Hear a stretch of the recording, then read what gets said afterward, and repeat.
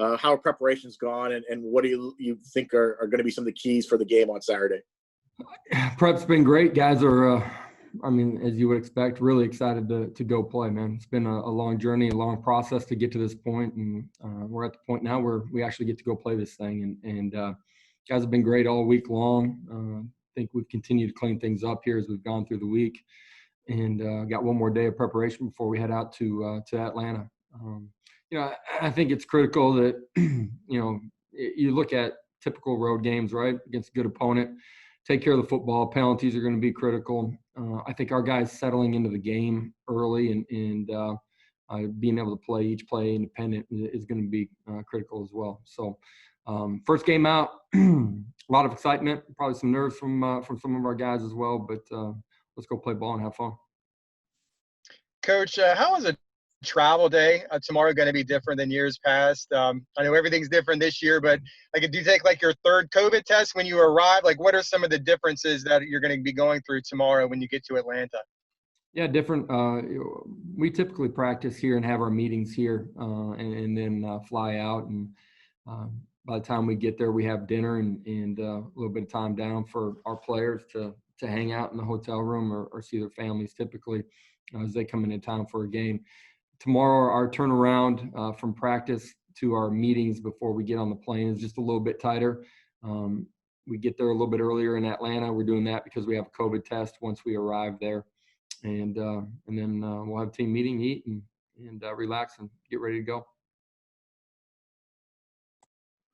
Hey, Coach, what in particular is it about the Knights offense that you think will pose the biggest challenge for the Tech defense this week? What's the biggest threat? I don't think we have a biggest threat. I think we're at our best when we're playing balanced. The ability to run the football is critical, and create some one-on-one situations when the box is loaded and guys go make play. We got great players. I think early in this game, our guys just settling into the game and understand the differences of what they're actually seeing versus what they saw during their preparation is going to be critical.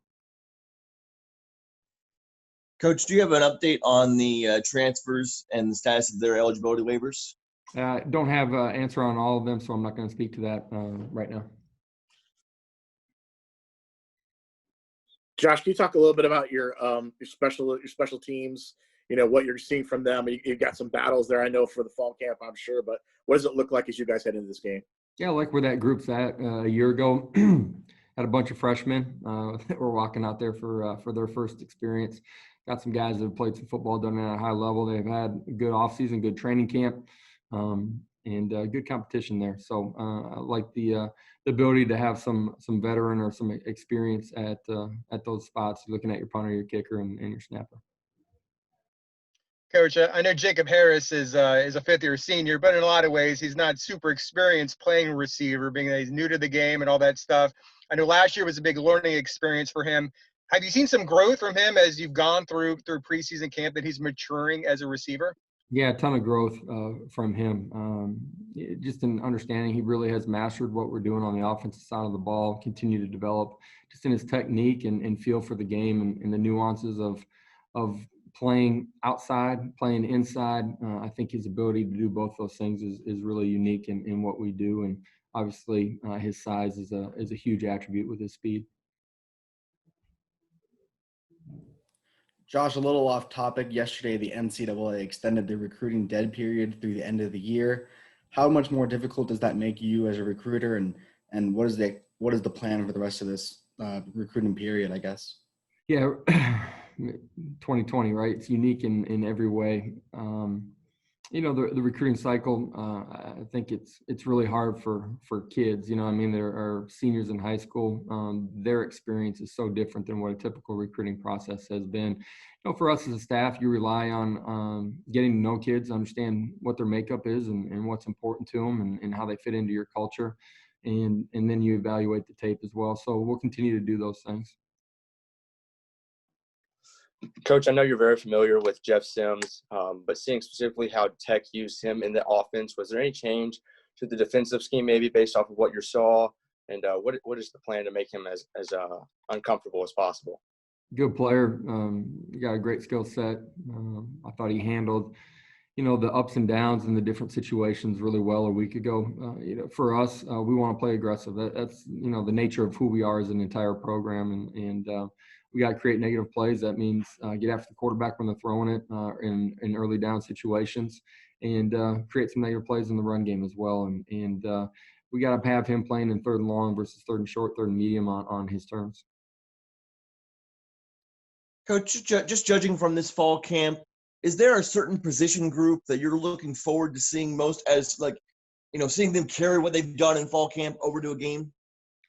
I don't think there's just one position group. There's so many guys that have had great training camps. There's youth at every position. You want to see them go out and handle the game day the way that they've handled it here through training camp. The guys that are going to get an opportunity to play that haven't played a lot of football, they've earned that opportunity here through training camp. And getting those guys to just settle into the game and understand it's 11 on 11 and play each play independent of itself, not go up and down. I think that's really critical for your young guys on your team, but your team in general. Josh, you talked a little bit about emotion and everything. Do you think how do you kind of maybe keep everyone from being so keyed up, I guess, going into this game with everything that's gone on this summer, and you guys have to do testing before you go over to the stadium and things like that tomorrow? On Saturday. How do you keep that emotion maybe in check a little bit? Well, I hope our guys are excited to play and do play with emotion.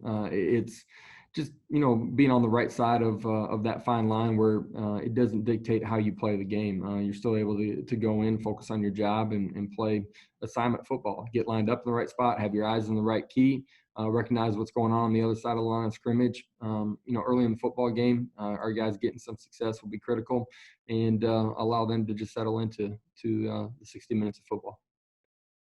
Coach, you made a comment on Monday to Mike Bianchi that went viral. You had the phrase, "If you're juiceless, you're useless." Is that a phrase that you've used before? Did you just kind of come up with that off the top of your head? Where did that come from?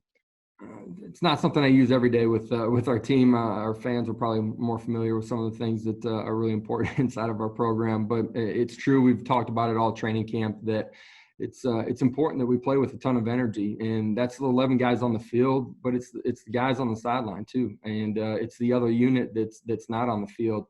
You look at the teams that have been really successful here the first couple of weekends in college football. It really is the team typically that's most excited to play, that's playing with passion and energy, that's come out on top, and that means, the previous play was a great play. That's great. But if it wasn't, to stay the course and expect that from our football team. We've talked a lot about it here during the course of training camp, like I said earlier, but talked about it this week as well.